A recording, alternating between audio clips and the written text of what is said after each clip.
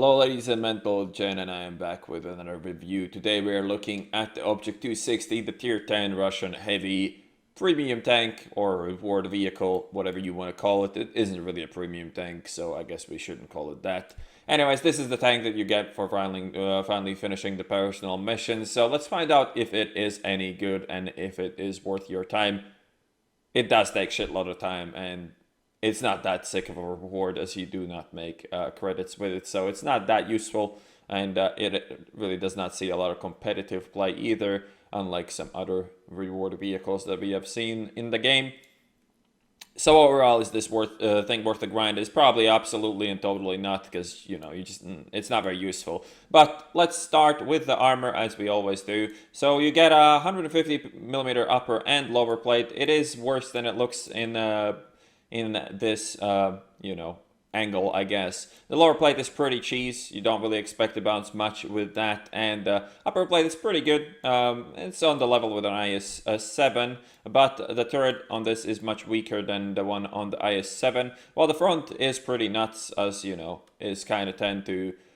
we have tend to expect on Russian tanks. You really don't fuck with this. The roof is very flat, and this cupola is a weak spot as well. It's not that terrible. As you can see, there is quite a lot of zones on this cupola that are rather tough, but most of it is also very thin on the top here, 30mm, so everything above 90 will overmatch this entire roof bit, so it's one of the only Russian tanks that still has this great feature of overmatch roof remaining in the game. It also has a really thin layer here, which is not great, also overmatched by all the 90 guns, as you can see. Not here though, somehow. No, that's 45, that makes sense. So it actually has two armor layer zones. The one that has the viewports on it is a bit thicker, but the one that is here is not that great. Probably some shot traps could exist here, but I wouldn't really go for that if I'm not like face-hugging and I cannot get this zone here or the cupola. But anyways, we get the Russian moon side armor as per usual. 30 space plus 100 angle, that pretty solid angles here as well. So don't want to hit this zone, not like it's ever up to you, because blech, accuracy in this fucking video game is greatest feature of it. And then we have 100 plus, 100 side armor plus 20 on the track. So this is not that great, but the moon fucking black hole armor can save you on occasion, depending on how lucky or unlucky your enemies are. It has this black hole here as well as on the IS-7, IS-3 and every other tank like this. So yeah, there is the bullshit side armor, as we are, expecting really, and overall, the armor, though, not on par with an IS-7, but this tank is quite a bit faster, so that is to be expected. Alright, here we go, playing on Airfield. This is 9.19, I kind of want to get this out of the way before we jump into all the balancing changes and shit in a 9.20 in the future videos. And as always, let's just start by looking at the stats. By comparing it to a 113, as it is more similar to the 113 than it is to an IS-7.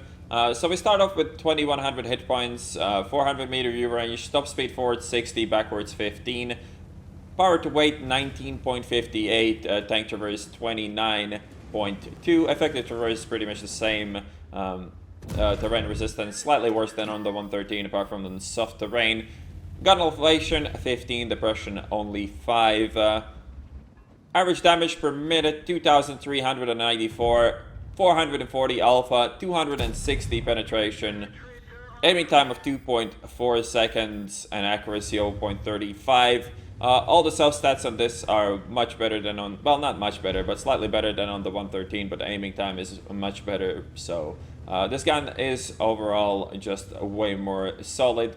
Shell velocity also 1259, as this does get APCR as its standard ammunition. Gun depression, elevation is equal all around the tank, so you don't need to worry about that. Alright, so we have an armor profile that isn't really all that sick, with a pretty weak turret, and, generally just all around worse than the IS-7.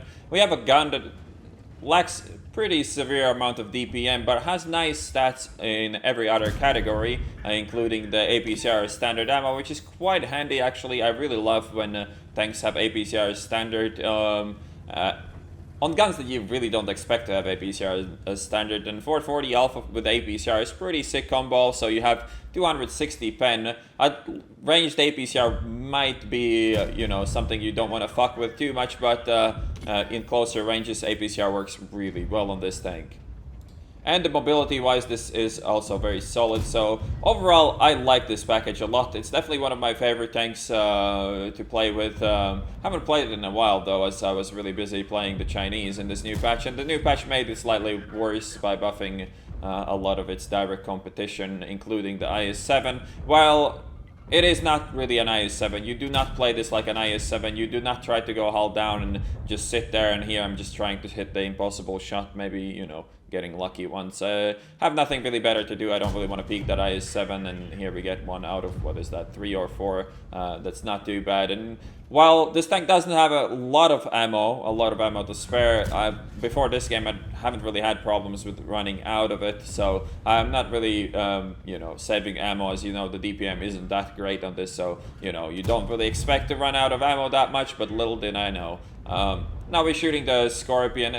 Not a very tough matchup for us. It's the 357, so not the tier 10 game, and here at APCR velocity does help me, but we still fuck up our shot. And now the enemy team is starting to push this, and we can turn around and fuck with these guys instead of sniping some tank destroyers on the other side of the map. The VKB is also pushing, so is the IS-3. We kind of want to deal with this IS-7 first, as it is an IS-7. It's a bit more dangerous than those two guys in front of me, and one more shot will do the IS-7 in, and I don't even have to bother. Now tracking this VKB can be really nice for me, and I do manage to do that, so we might be able to kill him, but he does repair. The VKB has already been nerfed in this patch though, so the lower plate should be a pretty easy pen, but we can't really get it. Luckily for me, he gives me the side. We aren't doing that hot on this side. They still have a 57 heavy, which is obviously a very dangerous enemy for anything really in World of Tanks. And the 3090 is reloading, but we do nail our shot, so I helped him as much as I really could there. And now we have to deal with this Moots Batchet and the IS-3 as well. We'll start with the Batchet because he is kind of behind us, and if we can let the 3090 live a bit longer, it could be quite beneficial for myself as well. But that doesn't happen. The Moots is now a one-shot though, so we should finish him off and now worry about the people in front of me. We are already looking low on ammo with only 12 shots, or well, 11 shots remaining, and 3 of them being heat. We do hit that one. It's a good start for me. They still have a 57 heavy here and a Batchet as well. I kind of need to push and kill that 57 before. Well, I need to cripple him enough to where he doesn't want to fuck with me anymore, because if I let him stay on that hit points, he's just gonna reload and go for me, and there's gonna be not much I can do about it. And as you can see, against these tier 8s, the armor works reasonably well. The defender is shooting APCR, the Batchet was shooting the standard ammo. Nobody else has really shot at me in this game, so we aren't doing too badly here. The Centurion fails his shot on the IS-3, so that is a bit unfortunate. Now, I really should be pushing and trying to do damage to that 57 heavy. I should have probably done it a bit faster. Like I said, it's my most important task, as long as I can get some free damage in the Batchet, which I might be able to do, and if I can kill the Batchet, it's obviously a bit better. But it is quite an awkward shot, and I fuck it up as well, so another shell completely wasted. Hopefully the Batchet will die. Maybe I will be the one to take him out. Trying to do it without autoing, but just don't have enough gun depression. I really struggled to get that shot, and now the defender is pushing behind me, and the 57 hasn't been spotted for quite a while, so this is a pretty shitty position to be in. We do have still 7 shots remaining, so we're not like fucked with our ammo just yet, but it doesn't look too hot for me. And now I can't play hull down here. Sad news is that the Scorpion might be able to shoot me. My help isn't really quite here yet, and we fuck up this peak because I drive up on the side of the rock. But my mistake in this game was not to focus that 57 earlier. I could have definitely done damage to him, and now we do damage to the defender at least. So 5 shots remaining. As you can see, the playstyle of this tank is a way more dynamic of the one of the IS-7. Your gun does not take 7 days to aim. This tank generally snapshots pretty well. I did miss a lot of shots, but as I said, before this game I really didn't have that much experience of running out of ammo. Maybe I should have been more conservative. But now, the sad news is the 57 goes for my friends, while I have to worry about 2 of these tier 8s here as well. It's kind of an awkward fight for me, because I could have pushed the 57, but I can't really justify that with the 2 tier 8s on my left there. The 57 is a pretty low health though, so we should struggle that much against him. The problem here, obviously, as you can see, is the lack of gun depression can be quite annoying. But similar to the IS-7, if you're above your enemies and they can't see your lower plate, they will struggle to do damage to you. And now we did take this guy's shot, so we shoot him back, and that is something I cannot afford. I cannot afford to not to do damage with the 4 last shots I have remaining. Now the 57, another shot that does nothing. Looked like a pretty good pen, and looked like a pretty good aim there. Hit his cheek, but I guess we hit too much to the side. And now we low roll with our next shot, so very unlucky shots in a row here. The 57 still has some ammo, but as you can see, they don't really want to fuck with me. The reload of this gun is not that bad, and now when I'm shooting heat, the 57 probably feels quite pressured. Our teammates should be pushing from behind soon enough. All 3 of these guys are lined up, so it is not like the most complicated flanking maneuver for the enemy team. The defender could take a hit and all of them could try to shoot me, but he isn't doing that, so that is rather nice for me. I could also just track him and make it quite annoying. I'm just waiting for my teammates now to take off some heat from me, and as you can see, I'm really struggling to get gun depression if I push up any more than I have. This IS-3 wants to have a piece of me. Now I have heat, so quite a bit more pen. This 57 just, yeah, I don't know what the hell was he thinking there, but that was terrible. And now the defender and IS-3 both are coming up. I only have 1 shot remaining, and I will have to go for the IS-3, which I do. Both of them pen me here. My angles weren't great. The defender was shooting APCR, so he can pen my lower plate rather easily. And now, obviously, he doesn't know that I'm out of ammo. I've let my team know, so they will have to do the carrying here. At this point, I cannot really kill the defender.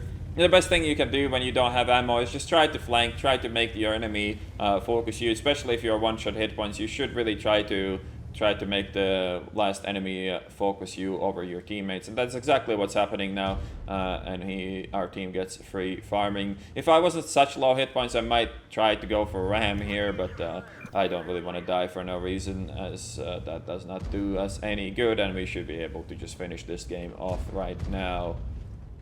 Maybe not. I mean, the Conqueror is shooting HE. The next shot should finish the defender no matter what.